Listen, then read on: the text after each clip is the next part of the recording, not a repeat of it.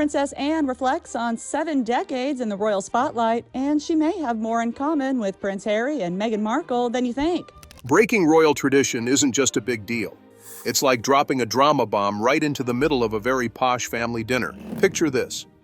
Princess Anne, never one to beat around the bush, pulled off a secret royal gathering straight out of a Netflix drama. The location? Sandringham. The stakes? Massive. The whispers echoing through the palace walls, enough to make the portraits of old kings and queens raise an eyebrow. For months, tension had been bubbling behind the scenes. And now, things were coming to a head. The big question? Who would be handed the title of Princess Royal next? And how would Meghan react to being left out of such a royal curveball? Well, get ready, because the news Princess Anne and young Charlotte dropped on Meghan left the entire country gasping. Let's rewind. This wasn't just a cozy family catch-up. Princess Anne called this meeting with a serious purpose. Everyone thought it'd be the usual polite chatter over tea. King Charles III, Queen Consort Camilla, William, Kate. They were all there. But they had no clue that Anne was about to shake up centuries of royal tradition with one major announcement. Standing tall in her usual no-nonsense style, Anne addressed the room, calm, steady, and completely in control. She spoke about her time as Princess Royal, a title that dates all the way back to 1642. It's not just a fancy label, it's a symbol of lifelong dedication to the crown and the country.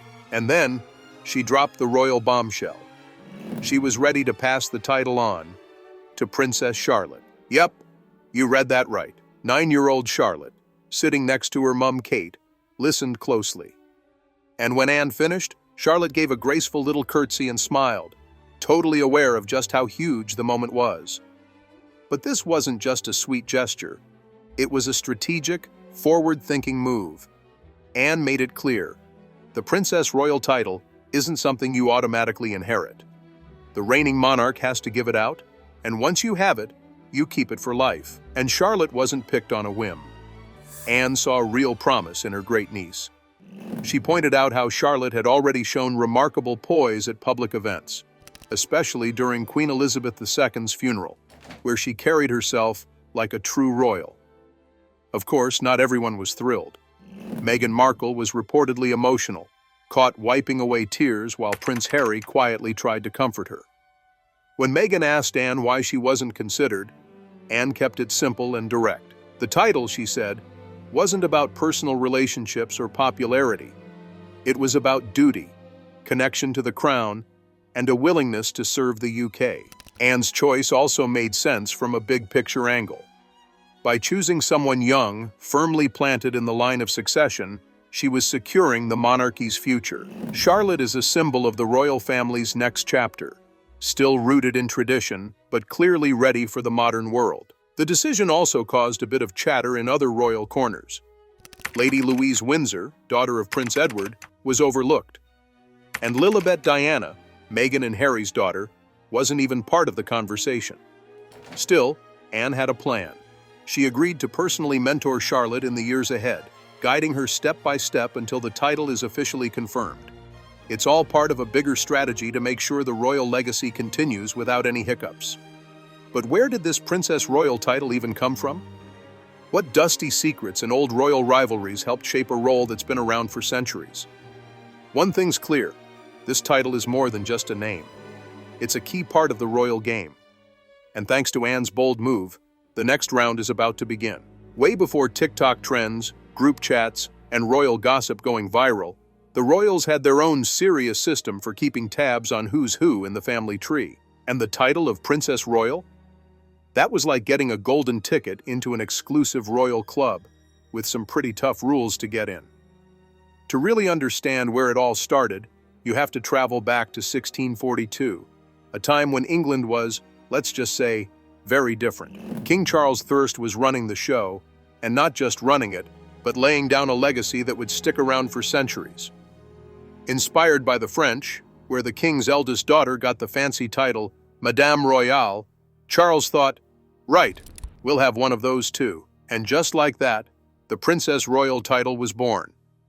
But it wasn't just handed out like party favors. Nope, this title wasn't a given, even if you were born a princess. It was more like a personal honor the ruling monarch decided to give. Think of it like a royal badge of honor, or even a lifetime achievement award. And here's the wild part. In nearly 400 years, only 7 women have ever held it. Yep, more people have walked on the actual moon than have been Princess Royal. That's how rare it is. It's not just a posh name either. It comes with real weight. The title has always been surrounded by rules and high expectations. Being the oldest daughter didn't guarantee it, and sometimes entire generations were skipped if no one quite fit the role. It was basically like going through the toughest job interview in history, without any promise you'd get the job. Over the years, royal watchers and historians have argued over what the title really means. Some say it's just a symbol of tradition, while others reckon it's a reflection of serious commitment to royal duty. Either way, to wear that title isn't about just showing up in a tiara. It's about carrying yourself with grace, dignity, and a real drive to serve the public. Princess Anne, the current Princess Royal, has completely embodied what the role is all about. She's had the title since 1987, and she's absolutely nailed it. Her dedication to duty, her no-fuss attitude, and her endless schedule of public appearances have made her a true powerhouse in the royal family. She's not one to show off, but she gets the job done, and that's exactly why people respect her so much. The role itself is about way more than just ticking boxes or cutting ribbons. It's about being a solid figure in the monarchy, staying connected to the people, and somehow balancing being visible with keeping royal dignity intact. Through world wars, the invention of television, and now the age of social media, the Princess Royal title has stayed strong. It's adapted, evolved, and kept its meaning even as the world around it changed completely. Every Princess Royal has brought her own flavor to the title. Some leaned into diplomacy, others threw themselves into charity work, sports, or big causes they believed in. But one thing's always been true. It's never just been about being seen in a sparkly crown. It's about leaving a real mark. Now, with Princess Charlotte expected to take up the mantle someday, it looks like this centuries-old tradition is ready to move forward into the future, still rooted in history, but with a fresh new face. So who was the royal that truly reshaped what being Princess Royal meant? Let's rewind to August 15, 1950. That's the day Princess Anne, full name Elizabeth Alice Louise, was born. As the only daughter of Queen Elizabeth II and Prince Philip, she had some big shoes to fill. But Anne didn't just follow the royal rule book, she rewrote parts of it. Growing up in the royal spotlight wasn't exactly a walk in the park. The 1950s and 60s were a time of major shifts in British society, and the monarchy was struggling to stay in touch with the public. Right in the middle of it all was young Anne, and she wasn't your typical princess. While others might have leaned into the glam and glitter, Anne marched to her own beat. She chose work over pageantry, swapped out fluff for focus, and let her actions do the talking. That blunt, practical attitude, it became her trademark. Her parents saw something rare in her, a drive, independence, and determination that didn't need fancy words or camera flashes. Anne's not the kind of royal who shies away from hard work. She dives in head first, and that's exactly why she's turned the Princess Royal title into something far more meaningful than just tradition. Even as a kid, Princess Anne wasn't the type to just tag along to royal events and wave politely from the sidelines. She threw herself into royal life from day one. While other teenagers were off discovering new bands, worrying about crushes, and navigating school drama, Anne was already in the thick of it, shadowing her parents, attending official engagements, and learning how to carry herself with purpose and professionalism in the public eye. And then there was her love for sport, especially horse riding. But again, Anne didn't just casually trot around the palace gardens. She was the real deal. A full-on professional equestrian, she represented Great Britain on the international stage. That's right, an actual Olympian in the royal family. She wasn't just playing at being sporty for the press. She trained hard, competed seriously, and made headlines for her talent, not just her title. So, by the time she was officially named the Princess Royal in 1987, Anne had already built her own powerful legacy. The title didn't define her, she defined the title. Her commitment to charity work is just as impressive. Anne hasn't focused on just one cause, she's supported dozens. From global health projects and children's welfare to veterans support and international aid, she's been everywhere, doing everything. In 2022 alone, she carried out more than 200 official engagements, which is more than any other senior royal that year. While others have stepped back or taken things slower, Anne's just kept pushing forward, showing no signs of slowing down. Her work style? Straight to the point. No long-winded speeches, no fluff, no over-the-top gestures, just focused, practical, and effective. That's why people admire her. Whether it's military staff, charity volunteers, or everyday citizens, they all respect her for showing up, getting on with it, and making a difference without making it about herself. Her place within the ever-evolving monarchy hasn't always been simple, though. Anne has had to walk a fine line between respecting royal tradition and recognizing when things need to change. And somehow, she's managed that balancing act with absolute finesse. While King Charles III now promotes a slimmed-down, more efficient monarchy, Anne's been working that way for years. No drama, no fuss, just keeping it lean and focused, long before it became the new strategy. But here's the thing. Anne's legacy isn't just about clocking in hours or ticking boxes. There's real heart behind what she does. When she visits a hospital or drops by a military base, it's not about a photo op. It's about people. She connects, she listens, and she means it. That sincerity shines through in everything she does. From competing in the Olympics to fighting for good causes, from reshaping old-fashioned royal expectations to becoming a powerful symbol of consistency and commitment, Anne has completely redefined what it means to be a royal in the modern world. She's living proof that being a princess isn't about glitz, it's about grit. So that leads to a big question. Who could possibly follow in her footsteps? Enter Princess Charlotte. While most 9-year-olds are busy trading stickers, reading books, and running around the playground, Charlotte is already slowly being introduced to the world of royal responsibility. Her future isn't just about sparkly crowns and waving from balconies, it's about learning how to serve others, lead with kindness, and represent her country with strength and heart. Her parents, Prince William and Catherine, are doing their best to raise her with the perfect mix of royal tradition and normal, grounded values. They want her to understand the weight of her role, but also stay connected to the world outside palace walls. For them, the goal is simple. Help Charlotte grow up as both a thoughtful princess and a well-rounded person. And believe it or not, she's already showing signs that she's got the right instincts. During a recent meeting at Windsor Castle, just a casual family planning session for a charity event, Charlotte made a suggestion. She wanted to add a children's storytelling corner. It may sound small, but it wasn't just cute. It was clever. It showed that she was thinking not just about the event, but about how to make it better for others. That kind of awareness doesn't go unnoticed. Princess Anne definitely noticed.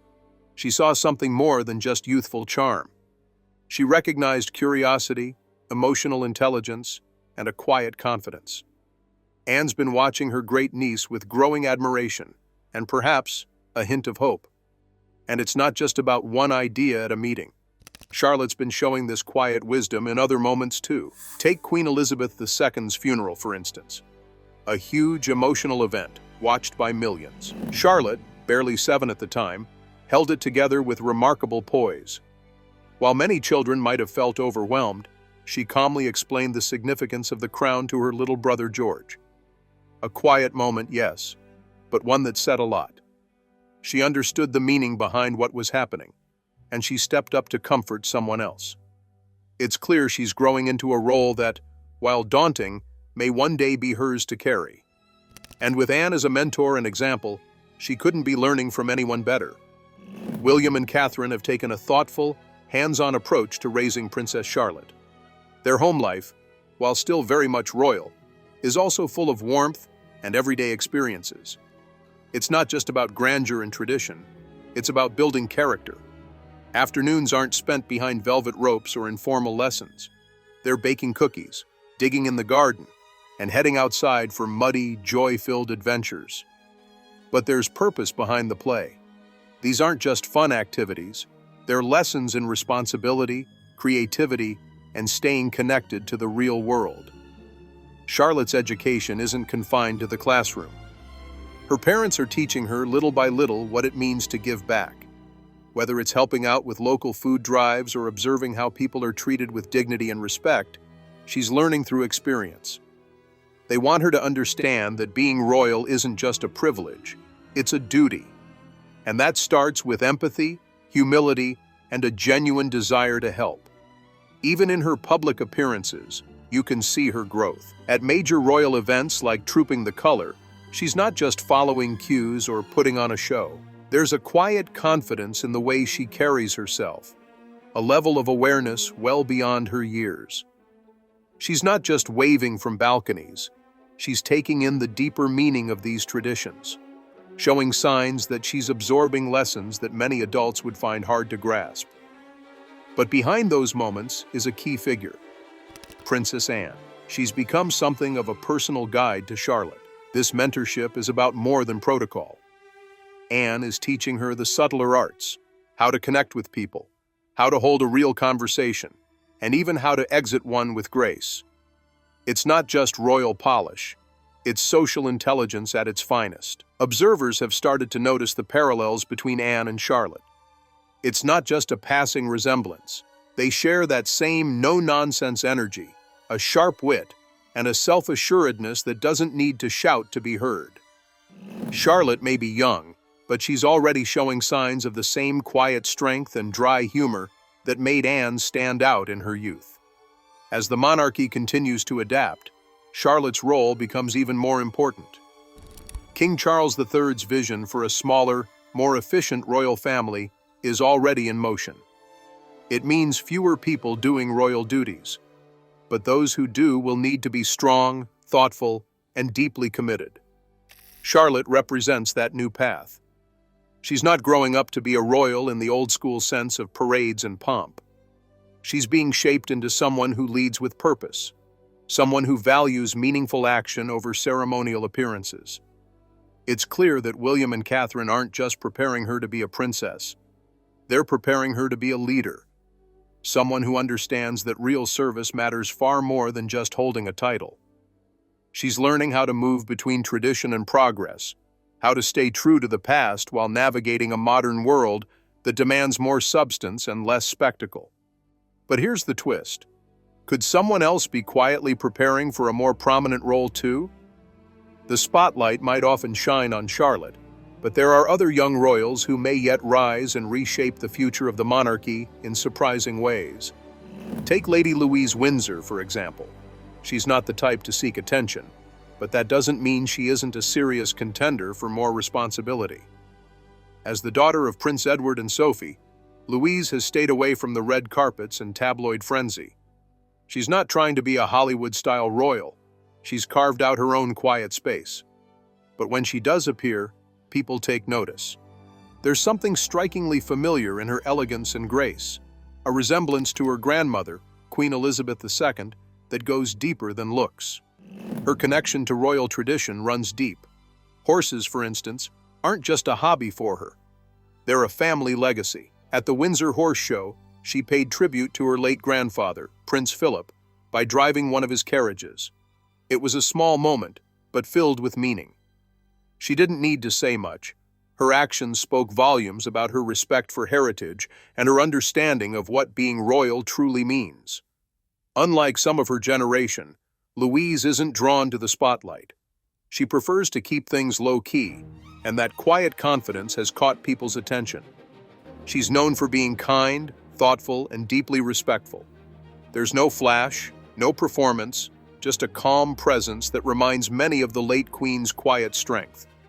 Her love of horses, her down-to-earth nature, and her poise have made her a name to watch in conversations about the monarchy's future. Then there's Lilibet Diana Mountbatten Windsor, a child whose name alone carries layers of royal history. Named after Queen Elizabeth's childhood nickname and her late grandmother, Princess Diana, Lilibet is a symbol of both deep-rooted tradition and a very modern royal journey. But her story is far from simple. Her family situation brings complexities that others don't have to navigate. Prince Harry and Meghan Markle made a bold choice to step outside the royal spotlight and carve out a life that felt more authentic to them. Their home is now thousands of miles away from Buckingham Palace, nestled in sunny California, far from the traditions, expectations, and strict protocols that define royal life. This physical and emotional distance has left a big question mark over Lilibet's future within the royal family. Harry and Meghan haven't completely shut the door on their royal roots. They've spoken about wanting Archie and Lilibet to remain connected to their heritage. At the same time, they're also committed to giving their kids a different kind of childhood, one free from the constant pressure and scrutiny that comes with being born into royalty. It's not just about location, it's about values, freedom, and identity. But the monarchy is shifting too. King Charles III has made it clear that his vision of the royal family is leaner and more focused. Fewer working royals, fewer public duties, more clarity around who holds which responsibilities. It's a strategy aimed at making the monarchy more relevant and efficient, but it also means there are fewer places at the table. And as a result, Lilibet's role, if she has one, is harder to define. Within royal circles, opinions vary. Some say family ties should come before everything. Others argue that public service should guide who holds royal duties. There's a growing divide between those who want to preserve connections and those who believe in trimming things down to essentials. Even Lilibet's name is layered with meaning. It's a beautiful nod to history. Lilibet was Queen Elizabeth's childhood nickname, while Diana honors Harry's late mother. That name links her directly to two of the most beloved women in royal history. But as meaningful as it is, it doesn't guarantee her a royal title, a role, or even a place in the future of the monarchy. It's not just Lilibet whose future is uncertain. Lady Louise, too, stands at a crossroads. Will she step forward into the royal spotlight, or continue down a quieter, more private path? No one knows for sure. But both girls represent a new generation of royals, one not locked into a single destiny. Whether they embrace official roles or build their own identities outside of royal traditions, they are part of the monarchy's evolution. And that evolution is nothing new. The British royal family has been in constant transformation, from Queen Elizabeth's long reign to King Charles's more streamlined vision. Change is a royal tradition in itself. The stories of Lilibet and Louise are just the latest examples of how the monarchy moves forward, sometimes with uncertainty, often with drama, and always with the eyes of the world watching. But not all change has been smooth. Behind the royal smiles and perfectly coordinated public appearances, there are cracks, there's tension, and in some cases, outright division, because beneath the surface of this historic institution lies a family fractured.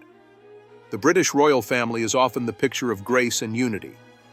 Matching outfits, polished shoes, waves perfected down to the ankle. But step behind the curtain, and a very different story starts to emerge, one of tension, misunderstanding, and hurt that has rocked the foundations of the monarchy. That story hit its boiling point in 2020, when Prince Harry and Meghan decided to step back from their roles as senior royals. Their departure wasn't just a logistics move, it was an emotional and symbolic break. Moving to California wasn't about sunshine and privacy. It was a declaration. They were done with the royal machine and wanted to write their own script. For Harry, it was deeply personal. As someone born into the royal structure, walking away was no small act. But for Meghan, who had married into the institution, the pressures were compounded by being an outsider. Her perspective added a new dimension to the conversation. She didn't just experience royal life, she questioned it. And what she saw raised serious concerns. Then came the Bombshell interview with Oprah Winfrey. In a conversation that gripped the globe, Harry and Meghan didn't just pull back the curtain, they tore it down. They spoke candidly about racism, mental health struggles, and the feeling of being unsupported and silenced. It was one of the most revealing moments in modern royal history, and it shook the monarchy to its core. Perhaps the most shocking claim: that there had been concerns and conversations within the royal household about how dark their unborn child's skin might be. Combine that with the revelation that Archie wouldn't be given a title or security, and it was clear this wasn't just a family dispute, it was a clash of worldviews.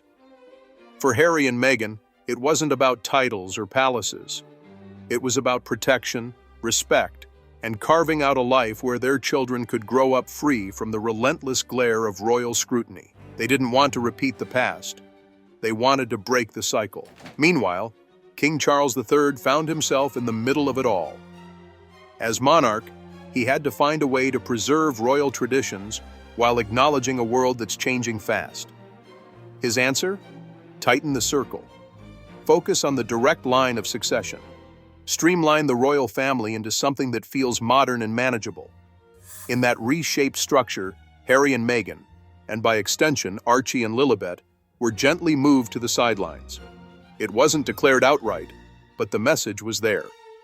The royal focus had shifted, and their place within it was no longer central. What Harry and Meghan were really asking for was something deeper than a title. They wanted understanding. They wanted to be heard. And whether or not they found that within the palace walls is a question that still lingers. The royal institution has always been built on two pillars: stability and tradition. It's how the monarchy has weathered centuries of change.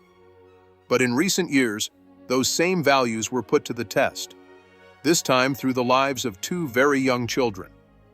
Archie and Lilibet became the living symbols of a changing monarchy. As biracial children raised between the US and the UK, their very existence quietly challenged long-standing royal norms and expectations. Their presence raised tough questions. Would they be fully embraced by the monarchy? Would they grow up inside the royal fold, or be raised entirely outside of it? The answers never came clearly. Instead of warm conversations behind closed doors, what followed was a series of public statements, explosive interviews, and legal tensions. As the communication between Harry and Meghan and the royal household deteriorated, both sides felt unheard. Both sides believed they were standing on the moral high ground. For the monarchy, the strategy was silence.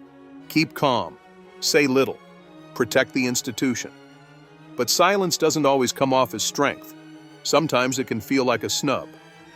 And to Harry and Meghan, that silence echoed loudly. It felt like a rejection not just of them, but of their choice to do things differently. While the royals stuck to tradition, the Sussexes pushed ahead. They launched nonprofits, secured high-profile media partnerships, and started crafting their own narrative, one that didn't rely on palace press offices or royal titles. Despite all their success, though, the emotional gap between them and the royal family never quite closed. The hurt lingered, not always in headlines, but in glances, in absences, and in the way the public slowly picked sides. Yes, the monarchy has seen its fair share of scandal and strain, from abdications to divorces to public backlash, but this rift feels different. It's not just about duty or tradition, it's about something far more intimate: family, love, identity, and the longing to be seen and understood. This is where the story now stands. Unfinished, complicated, and still unfolding. Could time heal these wounds? Could there be a quiet reconciliation years from now, away from the cameras? Or will the divide grow wider, cementing Harry and Meghan as outsiders in the family they were once central to? And then there's Princess Charlotte, born into the spotlight, but raised in a new era of royalty. Will she continue in the footsteps of Princess Anne, balancing tradition with a modern sense of purpose? Or will she transform the role of Princess Royal into something the world has never seen before? One thing is certain: the British monarchy is not standing still. It's evolving, sometimes gracefully, sometimes painfully. And the future may not look anything like the past. Whether it's Charlotte's steady rise, Lilibet and Archie's uncertain paths, or the lasting impact of Harry and Meghan's bold decisions, this is a royal story still very much in motion. So what do you think? Will the House of Windsor find its way back together? Or has the split become too deep to mend? Drop your thoughts in the comments. We'd love to hear from you. And if you're curious where the story goes next, make sure to like, share, and subscribe. Don't miss the next video waiting for you on screen. It's one you won't want to skip.